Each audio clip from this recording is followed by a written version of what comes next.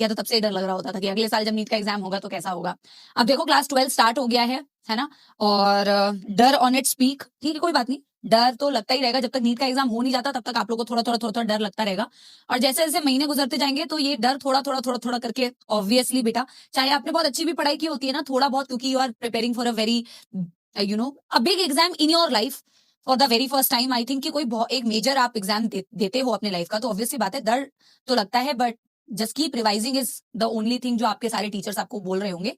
आज हम क्लास 12 का, अच्छा सुनो, ऑन अ गुड नोट हम स्टार्ट करते हैं। अब मैं ऑन अ गुड नोट आप लोगों को पहले एक बात बता दूं, 11th की क्लास खत्म हो चुकी है, ठीक है, चैट्स बाद में ऑफ कर दूंगी, और अभी आपको कुछ भी नहीं करना है। भैया मेरी बात सुनो, नो बैकलॉग्स है तो बहुत अच्छी बात है, लेकिन सिर्फ जुअलॉजी का नहीं होना चाहिए, सिर्फ बॉटनी का नहीं होना चाहिए।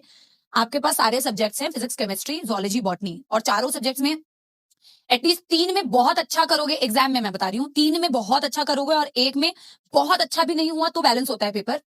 ऐसा नहीं होगा कि आप सिर्फ 2 सब्जेक्ट्स में अच्छा कर रहे हो, 2 सब्जेक्ट्स में अच्छा नहीं कर रहे हो तो अच्छा हो जाएगा। ओवरऑल आपको इस तरीके से पेपर को देना होता है कि कोई भी चीज बहुत खराब नहीं होनी चाहिए, अगर एक चीज थोड़ी कम अच्छी है तो 3 चीजें बहुत अच्छी होनी चाहिए, तो वो बैलेंस्ड होता है, ठीक है ना। अब आप मेरी बात एक बार सुनिए, ऑब्वियस सी बात है बाकी सब्जेक्ट्स का मुझे नहीं पता, लेकिन अब जैसे हमारे जुअलॉजी में क्या बोलते हैं, हम क्लास 12 स्टार्ट कर रहे हैं ना, और 12th की भी उतनी ही इंपॉर्टेंस है जैसे आपकी क्लास 11th की।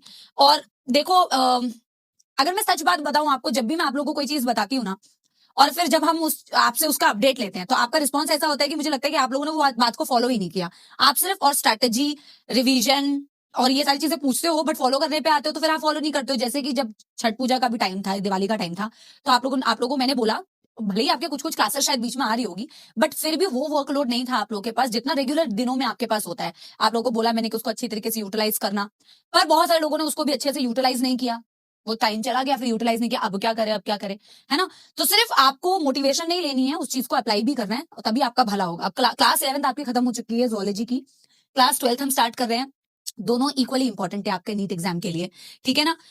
और ये किसी भी सब्जेक्ट के लिए मैं बोल रही हूँ, फिजिक्स केमिस्ट्री बॉटनी जुअलॉजी। अब बेटा देखो, अब आपका क्लास 12 स्टार्ट हो रहा है, इसमें आप रेगुलर क्लासेस अटेंड करो, आपकी अटेंडेंस बेटा रेगुलर, आप रिकॉर्डेड देखते हो, आप लाइव देखते हो, कोई दिक्कत वाली बात नहीं है, लेकिन अब आप क्लास में जब चीजों को फॉलो करोगे तो क्लास में बहुत अच्छी तरीके से आप रेगुलरली बेटा कंटेंट को फॉलो करना। बॉटनी जुअलॉजी तो ऐसे सब्जेक्ट्स हैं जो आपको मैक्सिमम कंटेंट बेटा क्लास में रिटेन हो जाएगा, ठीक है ना।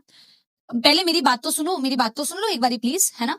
तो आप लोगों को क्लास में क्लास 12th का कंटेंट बहुत अच्छी तरीके से बेटा प्रिपेयर करना है। अब भी अगर तुम लोग नहीं करोगे, फिर तुम बोलोगे कि अब क्या स्ट्रैटेजी बनाएं, अब क्या स्ट्रैटेजी बनाएं, तो फिर सिर्फ पूछते रहोगे बेटा और मोटिवेशन सेशंस देखते रहोगे, कुछ हो नहीं पाएगा। आप क्लास 12th अब जब स्टार्ट करोगे तो इसको बहुत सिंसियरली बेटा फॉलो करना, क्योंकि अब आपको क्लास 12th भी पढ़नी है और आपको 11th का रिवाइज भी करना है, बाद में आपको 12th का भी रिवाइज करना है। तो 12th को इतनी बढ़िया तरीके से बेटा आप क्लासेस में कवर करो।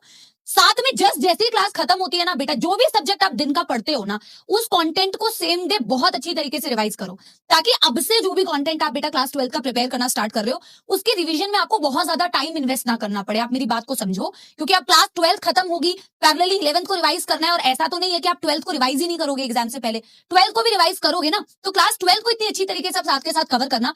और हम स्टार्टिंग से भी बोलते हैं, जो बच्चा डेली का एक बार क्लासेस हो गई ना, उसके बाद क्लास का कंटेंट अगर आपने साथ के साथ रिवाइज कर लिया, कुछ क्वेश्चंस लगा लिए, वो बहुत अच्छे से प्रिपेयर हो जाता है। 12th का साथ के साथ करना, ताकि 12th के रिवीजन में आपको ज्यादा टाइम इन्वेस्ट ना करना पड़े। The more you will, and I am telling you बेटा, the key to good NEET exam is revision, the number of revision that you are giving. आपको अगर बायोलॉजी में भी कुछ चीजें मेमोरी बेस्ड है, अगर आपको लर्न रखनी है, डेटा याद रखना है, क्योंकि डेटा इज समथिंग, या कोई भी थ्योरेटिकल चीज ऐसी होती है, अगर कुछ पोर्शंस ऐसे हैं तो the number of times you will revise, उतना जल्दी आप क्वेश्चंस मार्क कर पाओगे। तो आपको उस एग्जाम को भी बेटा इस तरीके से पेपर को अटेम्प्ट करना है कि आप ना अटेम्प्ट टाइम मैनेजमेंट सही से कर पाओ। आपको मेरी बात समझ में आ रही है? आई थिंक इतना काफी। अब हम बेटा लेक्चर शुरू करने जा रहे हैं। मैं बार बार कह रही हूं, रिवीजन इज द की। आप बाकी लोगों की बातों पे मत जाइए बच्चों, आप एक दूसरे की बातों पे मत जाइए, आप टीचर्स की बात सुनिए। और मैं आपसे कह रही हूं बेटा कि अगर आप अच्छी तरीके से रिवाइज करके जाएंगे, 2 ऑप्शंस में जो कंफ्यूजन्स होती हैं आपको, वो कंफ्यूजन्स नहीं होंगी, क्वेश्चंस आप जल्दी अटेम्प्ट कर पाओगे। जल्दी अटेम्प्ट करने का फायदा ये होगा कि आपको कम टाइम लगेगा, है ना, आपको क्लिक जल्दी कर जाएगा पेपर, क्योंकि आपने इतनी अच्छी तरीके से एनसीईआरटी को बार बार रिवाइज किया कि एनसीईआरटी की लाइंस अगर आपके क्वेश्चंस में आती हैं तो आप बहुत फटाक से उसका आंसर मार्क कर पाएंगे। And that time that you will save in the paper, वो कहीं ना कहीं आपके बाकी रेस्ट किसी भी पेपर में, किसी भी सब्जेक्ट में यूटिलाइज हो सकता है, ठीक है। चलिए इसी बात के साथ में क्या हम शुरू करें फिर आज का लेक्चर? यस एवरीबॉडी, ठीक है ना। एंड रिलैक्स माइंड के साथ में। आप समझिए इस बात को कि आप सभी बच्चों के लिए वो एग्जाम उतना ही इंपॉर्टेंट है जितना आपके लिए है। जो बेटा डर और थोड़ा स्ट्रेस आप फील कर रहे हो वो सारे बच्चे फील कर रहे हैं, क्योंकि वो किसी भी एग्जाम के लिए होता है। आज मैं भी कोई एग्जाम ऐसा अगर देने जाती जो बेटा मेरे लिए बहुत इंपॉर्टेंट होता तो I would have felt the same. तो ठीक है ना, वो फीलिंग्स जेन्युइन है, इट्स ओके।